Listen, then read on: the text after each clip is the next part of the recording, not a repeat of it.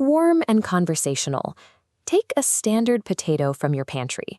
Depending on how you handle it, this one vegetable can become 3 entirely different, highly textured meals. By following one simple rule of potato biology, you can recreate iconic dishes from France, Spain, and India right in your own kitchen. This diagram shows the 2 main types of potatoes at a microscopic level.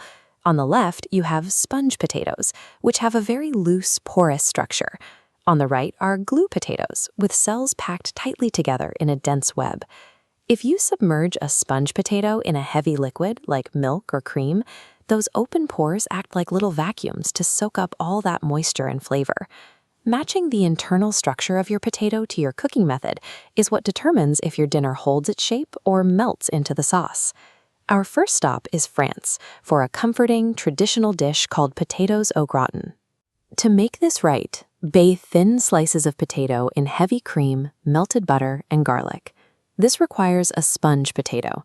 Those open pores will rapidly drink in all that rich liquid as the dish bakes. If you try to use a dense glue potato instead, the result is a structural failure. The tightly packed cells repel the cream, the liquid slides right off the slices, and the entire stack slips apart in the pan. But when you use the correct sponge variety, the potato and dairy combine into a unified, melting mountain of rich flavor and bubbling cheese. In a gratin, the sponge potato is a delivery vehicle meant to turn surrounding liquids into a single cohesive bake. Now let's head to Spain to build a structurally sound potato and egg pie, known universally as the Spanish tortilla. While a sponge potato is great for absorbing cream, it would quickly turn to mush here. For a tortilla, glue potatoes are mandatory. The tight cellular structure of a glue potato allows it to hold its firm shape even while bathing in boiling olive oil alongside caramelized onions. That strength is vital because of how this dish is cooked. The entire heavy pie must be flipped upside down out of the pan. The glue potato acts as architectural scaffolding, allowing the dish to survive impact without losing shape. We've mastered soft creams and firm pies. Now let's look at the mechanics of achieving the loudest possible crunch. To get a truly crispy potato, you can never introduce steam. Trapped moisture is what creates a soggy, limp texture. The Indian dish aloo gobi avoids this by dry roasting in an oven.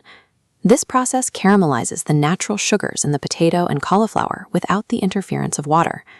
This 3D model shows how we can take that crispiness even further. If you boil a potato and then flatten it out, you create dozens of new jagged edges and deep cracks. This dramatically increases the amount of surface area exposed to the heat.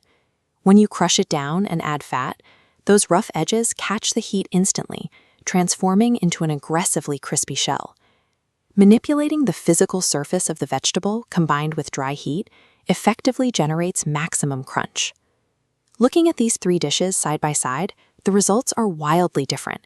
We have the melting French gratin, the sturdy Spanish tortilla, and these golden smashed potatoes. To recreate these at home, simply remember the formula. Rely on sponge potatoes when you want to absorb rich liquids. Use glue potatoes when your dish needs a tight architectural structure. And when you want extreme crunch, engineer more surface area and apply dry heat. You don't need exotic ingredients to master these textures. You just need to understand the biology of the staples already sitting in your pantry.